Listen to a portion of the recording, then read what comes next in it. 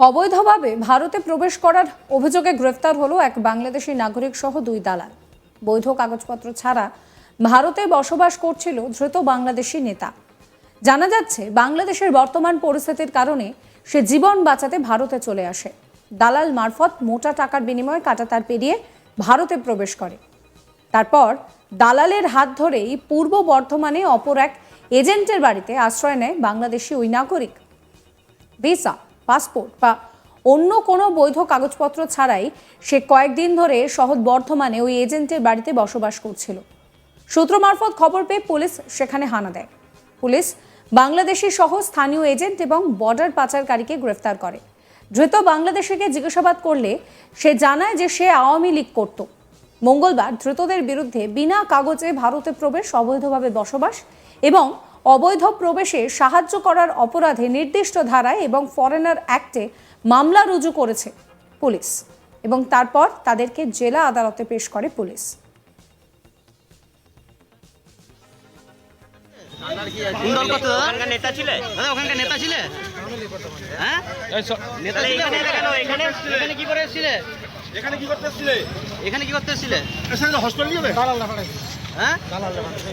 ওখানে কি মারধর করছিল তোমাকে? হ্যাঁ, এখানে একবার দাঁড়াও, একবার দাঁড়াও, একবার দাঁড়াও, একবার দাঁড়াও, একবার দাঁড়াও, একবার দাঁড়াও। আরে পেছনে দুটো কই, পেছনে দুটো কই। আরে তার পিছে আরে হাত তোল, হাত তোল।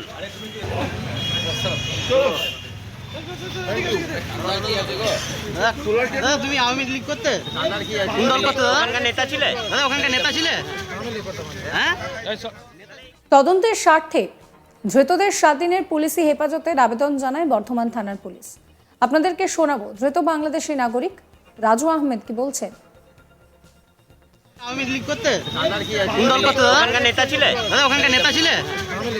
হ্যাঁ, নেতা ছিলে? এখানে কি করে এসেছিলে? এখানে কি করতে এসেছিলে? এখানে কি করতে এসেছিলে? এখানে হসপিটাল যাবে? হ্যাঁ, ওখানে কি মারধর করছিল তোমাকে? মারধর করেছিল তোমাকে? হ্যাঁ, আওয়ামী লীগ করতে নেতা ছিলে? ওখানকার নেতা ছিলে? হ্যাঁ, নেতা ছিলে? এখানে কি করে এসেছিলে? এখানে কি করতে এসেছিলে? এখানে কি করতে এসেছিলে? এখানে হসপিটাল যাবে? হ্যাঁ, ওখানে কি মারধর করছিল তোমাকে? মারধর করেছিল তোমাকে? হ্যাঁ, পুলিশ সূত্রে জানা গিয়েছে ধৃত রাজু আহমেদ বাংলাদেশি একজন নাগরিক, তিনি আওয়ামী লীগ নেতা। সে নিজেও ক্যামেরার সামনে সেই কথা স্বীকার করে নিয়েছেন। বাংলাদেশের বর্তমান পরিস্থিতির কারণেই জীবন বাঁচাতে সেখানে পালিয়ে এসেছে। দালাল মারফত মোটা টাকার বিনিময়ে কাঁটাতার পেরিয়ে ভারতে প্রবেশ করে সে। তারপর দালালদের হাত ধরেই শহর বর্ধমানে অপর এক এজেন্টের বাড়িতে আশ্রয় নেয় এই রাজু আহমেদ। ভিসা, পাসপোর্ট সহ কোনো বৈধ কাগজপত্র ছাড়াই বেশ কয়েকদিন ধরে ওই এজেন্টের বাড়িতে তার বসবাস ছিল। সূত্র মারফত খবর পেয়ে পুলিশ সেখানে হানা দেয়। বাংলাদেশি আওয়ামী লীগ নেতা রাজু আহমেদ সহ স্থানীয় এজেন্ট শেখ মাজেদ রহমান, অবৈধভাবে বর্ডার পাচারকারী দলের দালাল সুদীপ কুমার দাস ওরফে বাপনকেও গ্রেফতার করে পুলিশ।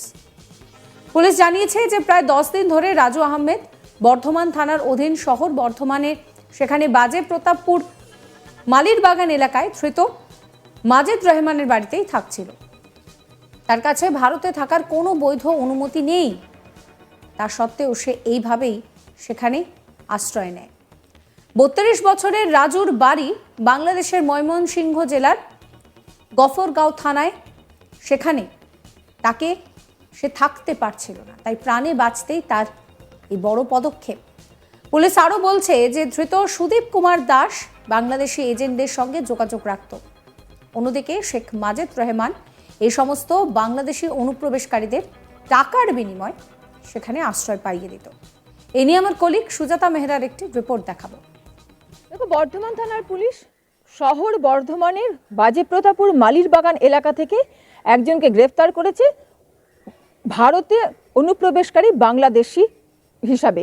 এবং যেটা জানা যাচ্ছে, এই অনুপ্রবেশকারী বাংলাদেশি, তার নাম হচ্ছে রাজু আহমেদ এবং সে বিগত 10 দিন ধরে পূর্ব বর্ধমান জেলার শহর বর্ধমানে থাকছিল শেখ মাজিদ রহমান বলে একজনের বাড়িতে। এই বয়স্ক শেখ মাজিদ রহমান, তার বাড়ি হচ্ছে শহর বর্ধমানের বাজিপ্রতাপুর মালির বাগান এলাকায় এবং তার বাড়ি থেকে কিন্তু এই অনুপ্রবেশকারীকে গ্রেফতার করে পুলিশ গোপন সূত্রে খবরের ভিত্তিতে।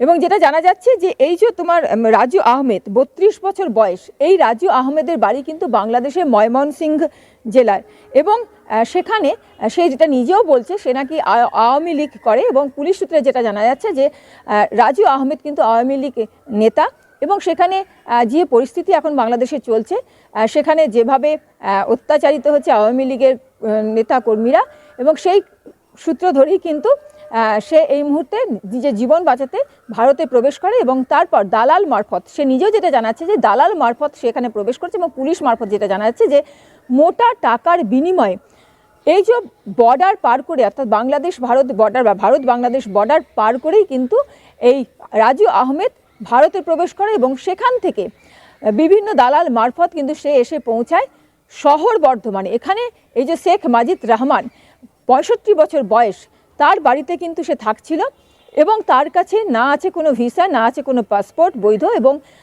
না আছে কোনো বৈধ অন্য কাগজপত্র। এই সব কিছু জেনে শুনেই কিন্তু শেখ মাজিদ রহমান তিনি কিন্তু তার বাড়িতে আশ্রয় দিয়েছিলেন, কারণ যেটা জানা যাচ্ছে যে সে এই এজেন্ট হিসাবেই সে কাজ করে, দালালিই করে সে এই রকম যারা অনুপ্রবেশকারী থাকে, মানে যারা বর্ডার পেরিয়ে এদিকে অবৈধভাবে আসে তাদেরকে নিজের বাড়িতে আশ্রয় রাখে এবং এই দালালি অর্থাৎ যে একটা চক্র কাজ করছে সেই চক্রের কিন্তু অন্যতম এই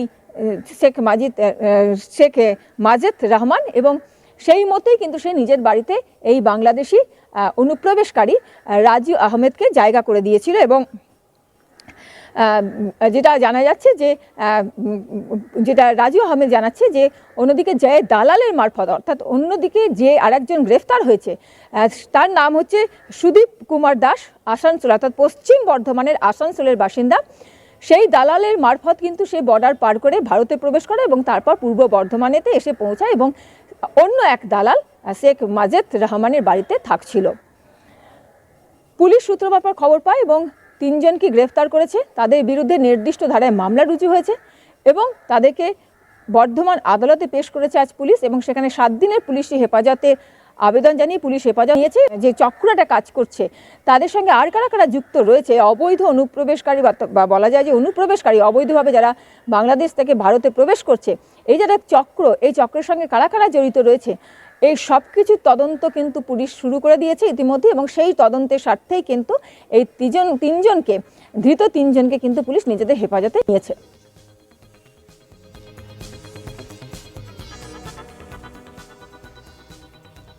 এই ভিডিও সম্পর্কে আপনাদের মতামত জানাবেন। সমস্ত খবরের আপডেটের জন্য সাবস্ক্রাইব করবেন আজ তাক বাংলার ইউটিউব চ্যানেলকে, ফলো করতে ভুলবেন না হোয়াটসঅ্যাপ চ্যানেলও।